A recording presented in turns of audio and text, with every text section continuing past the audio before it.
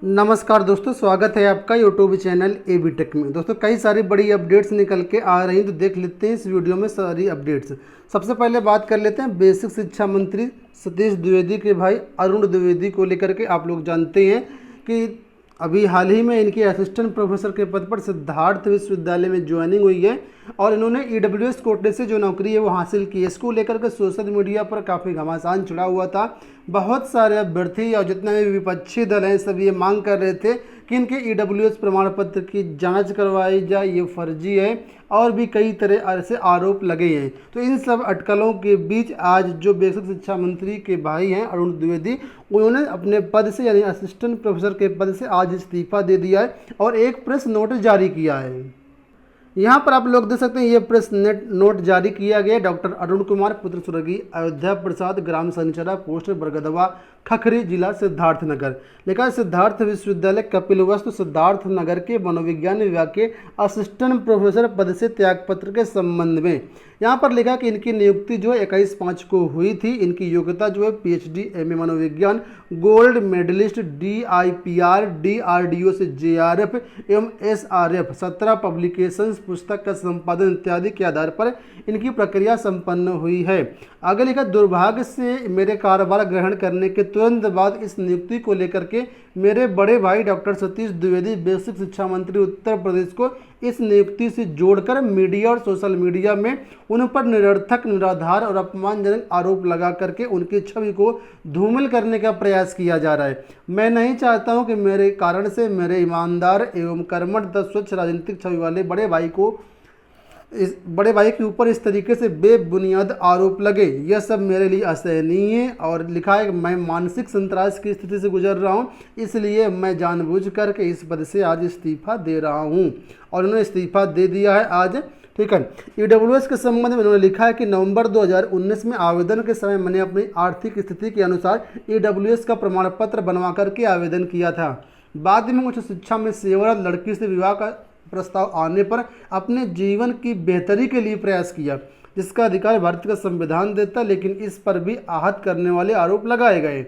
आगे लिखा है मैं ये भी स्पष्ट करना चाहूँगा कि 2019 में विज्ञापित हुए इस पद के लिए मैंने सारी योग्यताओं को पूरा करते हुए आवेदन किया था। आवेदन से लेकर के साक्षात्कार, कार्यभार ग्रहण करने तक सारी प्रक्रिया मैंने अपने स्वयं से पूर्ण की थी। इसमें डॉक्टर सतीश द्विवेदी जी का कोई भी योगदान या उनकी भूमिका नहीं है। तो इस तरीके से इन्होंने अपनी सफाई के बारे में ये जो प्रेस नोट है वो जारी किया है। इनके ईडब्ल्यूएस प्रमाण पत्र को लेकर के सोशल मीडिया और मीडिया पर बहुत सारे जो आरोप लगाए जाते रहे हैं। आप लोग जानते हैं ईडब्ल्यूएस जनरल के अभ्यर्थियों के लिए होता है और इसमें जो पात्रता होती है वो मैक्सिमम 8 लाख रुपए होती है सालाना की इनकम। ठीक है। तो इनका कहना, अभ्यर्थियों का कहना ये है, या सोशल मीडिया पर या विपक्ष वालों का कहना ये है क्या इनकी इनकम 8 लाख से कम है वार्षिक में, तो इनको ईडब्ल्यूएस प्रमाण पत्र जारी किया गया है। बहुत से ऐसे जो नॉर्मल प्रतियोगी छात्र जिनकी 8 लाख भी इनकम नहीं होती है, उनको ईडब्ल्यूएस प्रमाण पत्र नहीं बनता है। बहुत सारे ऐसे मैं खुद जानता हूं, लेकिन इनका ईडब्ल्यूएस प्रमाण पत्र बनाया गया था। लेकिन कि ईडब्ल्यूएस को लेकर के भी जो अधिकारी हैं अलग अलग बयान दे रहे हैं। जिस तहसील से इन्होंने ईडब्ल्यूएस प्रमाण पत्र बनाया था, वहाँ के जो SDM हैं उन्होंने कहा था कि हाँ हमारे यहाँ से जो ये ईडब्ल्यूएस प्रमाण पत्र वो जारी हुआ और उसमें लेखपाल ने अपनी रिपोर्ट लगाई, उस आधार पर जारी किया गया। लेकिन वहीं के लेखपाल का कहना है कि रिपोर्ट उस लेखपाल ने नहीं लगाई है। लेखपाल का ये भी कहना है कि जिस डेट में ये ईडब्ल्यूएस प्रमाण पत्र बना है उस डेट में उस गांव के लेखपाल थे ही नहीं। ठीक है। तो इस तरीके से ईडब्ल्यूएस को लेकर के बहुत सारी बातें यहाँ पर निकल के आ रही हैं। भारत समाचार की तरफ से यहाँ पर आप लोग देख सकते हैं ट्वीट किया गया है कि SDM और कुलपति को जेल भेजना चाहिए, मंत्री को तत्काल इस्तीफा देना चाहिए। इस तरीके से जो मांग है वो की जा रही हैं। और सभी विपक्ष का और जितने भी प्रतियोगी छात्र हैं मीडिया, सोशल मीडिया पर, इनका कहना है कि जो नौकरी मिली है सिर्फ और सिर्फ मंत्री जी के प्रभाव के कारण ही मिली है, वरना ये नौकरी ना मिलती। इस पर आम आदमी पार्टी के जो सांसद हैं संजय, उनका क्या कहना है, ये वीडियो क्लिप आप सुनिए। सतीश द्विवेदी जी ने मंत्री बनने के बाद तो मंत्री जी आपकी आय कहां से हुई, आपकी आमदनी कहां से हुई? आदित्यनाथ जी की सरकार में बैठ के मंत्री बनके क्या बच्चे के जूते में जो फर्जीवाड़ा हुआ वो जूते वालों ने ये पेमेंट किया है? क्या इन जमीनों का पेमेंट जो गरीब बच्चों के लिए स्वेटर फटे हुए आए उन स्वेटर के पैसों से किया गया? क्या गरीब बच्चों को जो नमक रोटी खाने के लिए दी गई और उस पर एक पत्रकार ने खुलासा किया तो उस पर मुकदमा कर दिया गया, वो मिड डे मील का पैसा खाकर ये जमीनें खरीदी गई हैं? क्या जो जर्जर बिल्डिंग उत्तर प्रदेश में गवाह है इस बात की कि कैसे उत्तर प्रदेश में शिक्षा के विद्यालय शिक्षण संस्थान बदहाल है, क्या उन पैसों से ये जमीन खरीदी गई? और अभी तो ये शुरुआत।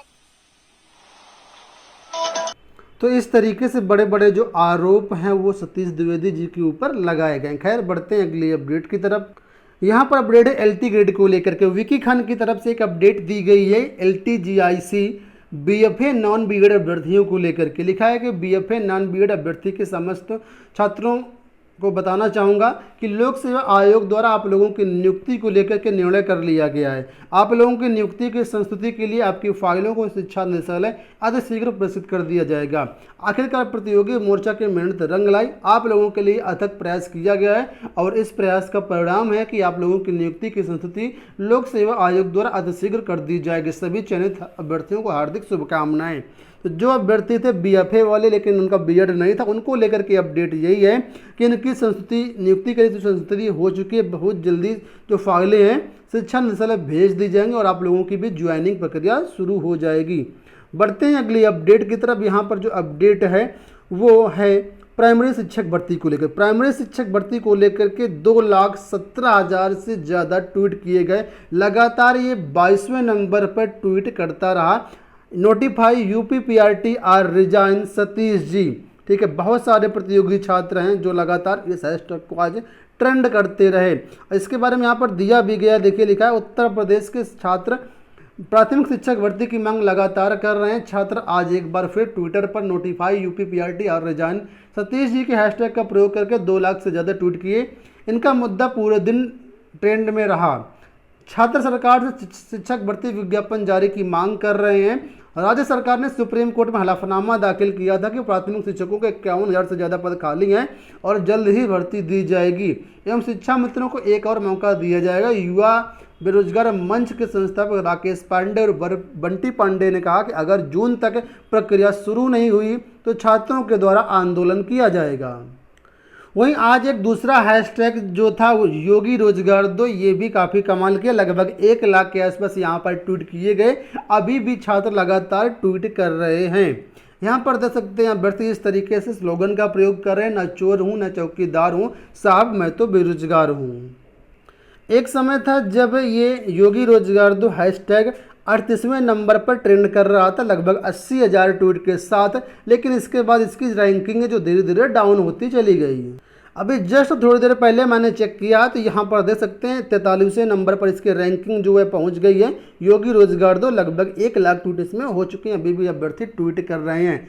इस अभियान का इस हैशटैग का प्रमुख मुद्दा ये था कि जितने भी डिपार्टमेंट में पद खाली हैं उन सभी पदों को भरा जाए। यूपीएससी पीटी का विज्ञापन रद्द करके जल्दी से जल्दी भर्तियों के विज्ञापन जारी किए जाएं। विभिन्न परीक्षाओं की जो डेट है वो जारी की जाए। एलटी जो ज्वाइनिंग हिंदी सामाजिक विज्ञान की नहीं हुई है उनको भी इन सामाजिक विज्ञान की ज्वाइनिंग तुरंत और दी जाए। कई सारे मुद्दे थे इसमें को लेकर के। तो हालांकि 1 लाख अभ्यर्थियों ने इसमें ट्वीट के बहुत ज़्यादा प्रभाव तो नहीं रहा इसका कि टॉप 10 में ट्रेंड करता। अगर टॉप 10 में ट्रेंड करता तो इसका प्रभाव कुछ अलग होता, लेकिन अभ्यर्थियों ने अपनी आवाज़ उठाई, अपनी आवाज़ सरकारों तक पहुँचा दी है।